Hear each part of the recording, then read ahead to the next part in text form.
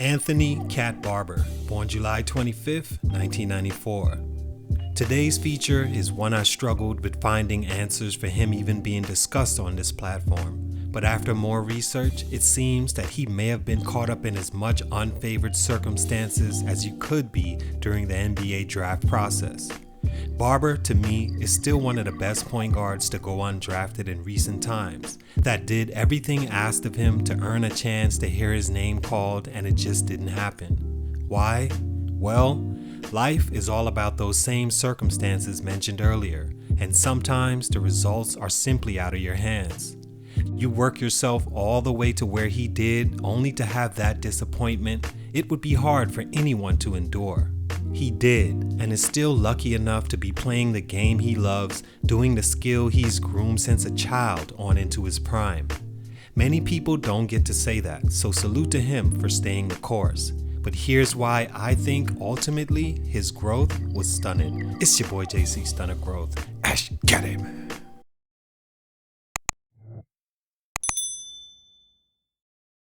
Cat Barber, if you're not familiar, had a lot of hype in his high school days and was routinely compared to Hall of Famer Allen Iverson, who is mine and many's favorite player of all time.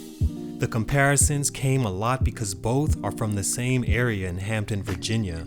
Both are on the smaller statured end of point guards listed at 6 foot and 6'1", 6'2". Both score first guards that use their speed and quickness to help them excel, and maybe most of all, the hair. And that's tribute to the influence and culture-changing personality and style Iverson had on an entire generation. Any small guard with braids will always be compared to him. Playing in his mold and being from the same place may or may not help either. He was a 4-star recruit, ranked 26th in his class, and number 1 in the state of Virginia. He had offers from Kansas, Alabama, and of course NC State, whom he chose to sign with. It was a solid choice because KU had an insane roster at the time that he would have for sure been lost in. Not wanting to sit behind star point guard Trevor Relaford, he decided against Alabama and chose State. And what a ride it's been after 3 years there, then leaving early for the NBA. Stunt number 1, style of play. A lot like boxing, where styles make fights and you can lose to one guy that lost to another guy you beat already, basketball is in the same vein. 6 foot for you may not be 6 foot for me. A 6'8" LeBron is different from a 6'8" Tony Snell.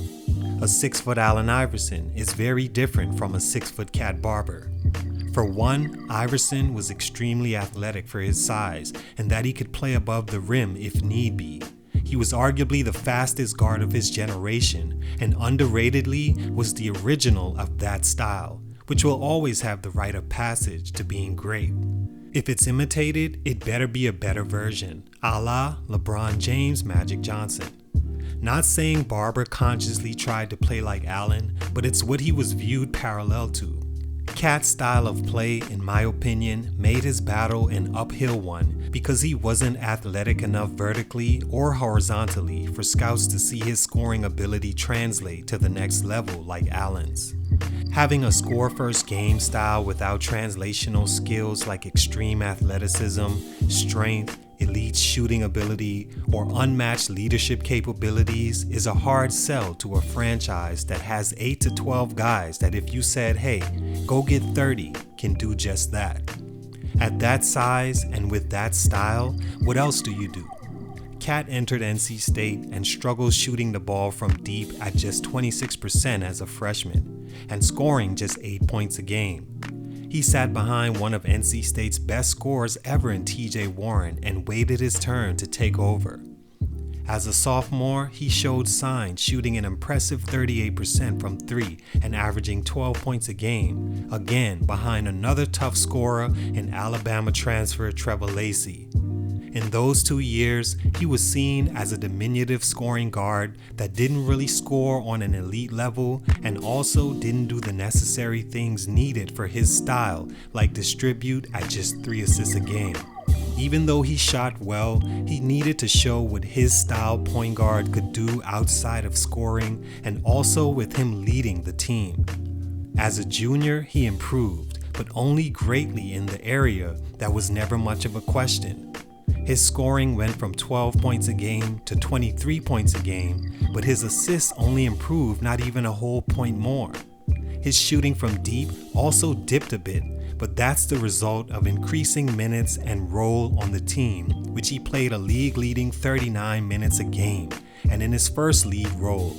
With the score-first play style and not having an assist game makes you one-dimensional, the dimension teams don't really need most times. Stunt number 2, going undrafted.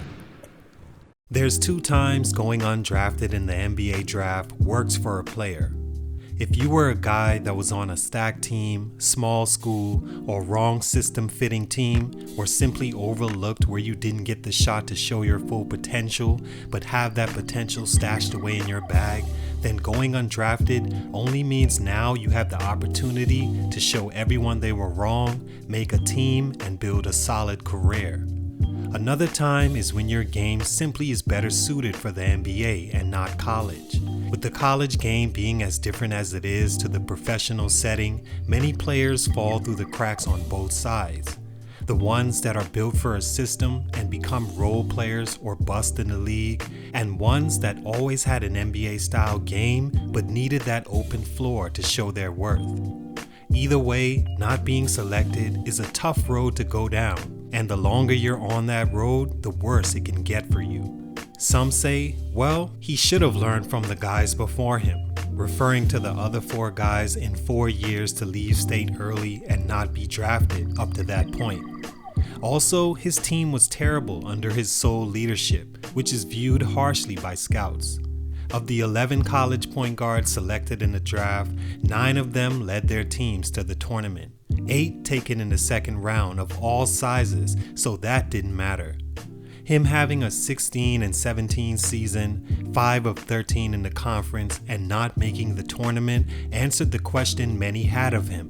Does he make his teammates better? Had he have a winning NCAA tournament season with those numbers, he would have been drafted. Should he have come back to school? That's tough, because he already had a new daughter at this point, whom was the main reason for him leaving.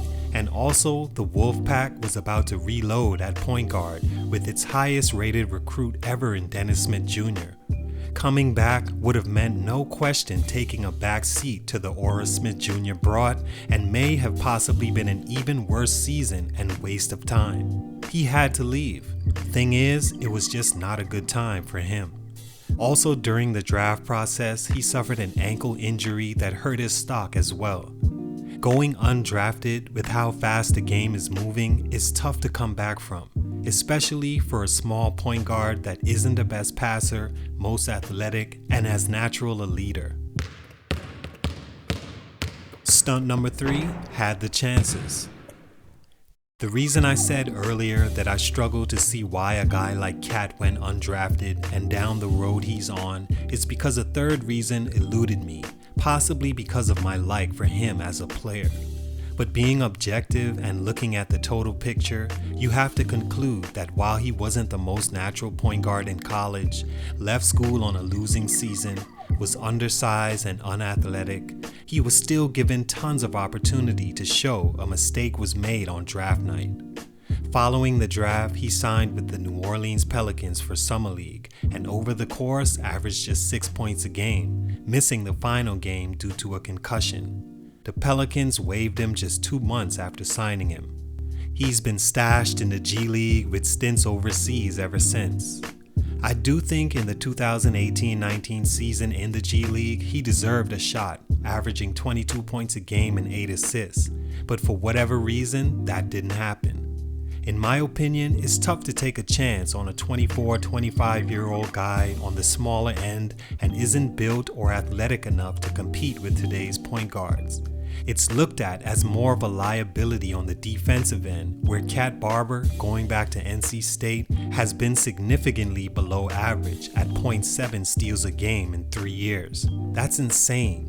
To play all but 1 minute every game for your team and not record at least 1 steal each game is very telling, and may have been the backbreaker for Cat on draft night. All in all, I still think Barber can help an NBA team in some capacity, especially if a guy like Monte Morris, whom I like also by the way, can be as productive as he's been in the league. Anthony should have at least gotten a shot. Either way, like I said, he's playing the game he loves and providing for his family just fine, so life is good. Still a great player in my eyes, but for these reasons, his growth was stunted. It's your boy JC, Stunted Growth.